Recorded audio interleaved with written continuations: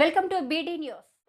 హనుమకొండ జిల్లా పరకాల పట్టణంలో పరకాల డివిజన్ స్థాయి పోలీసుల ఆధ్వర్యంలో యాంటీ డ్రగ్స్ పై అవగాహన ర్యాలీ నిర్వహించారు. పరకాల బస్టాండ్ నుండి అంబేద్కర్ సెంటర్ వరకు ర్యాలీ నిర్వహించారు.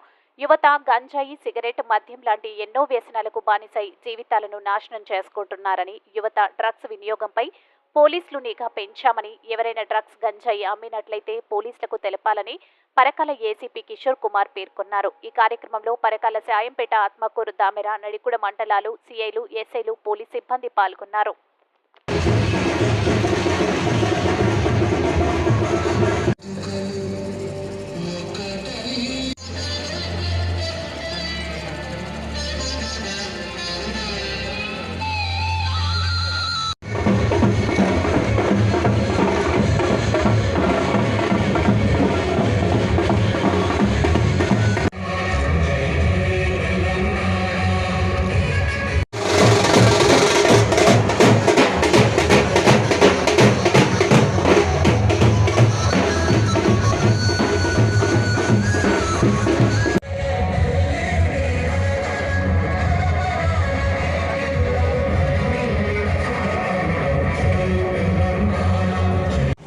తర్వాత మనకు కొత్త గవర్నమెంట్ పనిచేయి ఫామ్ అయిన తర్వాత మనకు డ్రగ్స్ను ఉక్కుపాదంతో అంచువేయాలని మన గౌరవనీయులు మన ముఖ్యమంత్రి రేవంత్ రెడ్డి గారు ఒక పిలుపునిచ్చినారు.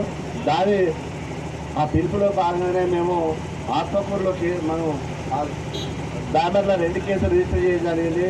గత సంవత్సరంలో నేను భూపాలపల్లిలో పనిచేస్తున్నప్పుడు 9 పాక నుండి కేసులు రిపోర్ట్ చేయడం జరిగింది. ఎందుకంటే మన పరకాల మండలంలో కూడా రాజపేట లాంటి విలేజ్లలో యువత దానికి అడిక్ట్ అవుతున్నారని మాకు ఇన్ఫర్మేషన్ ఉంది.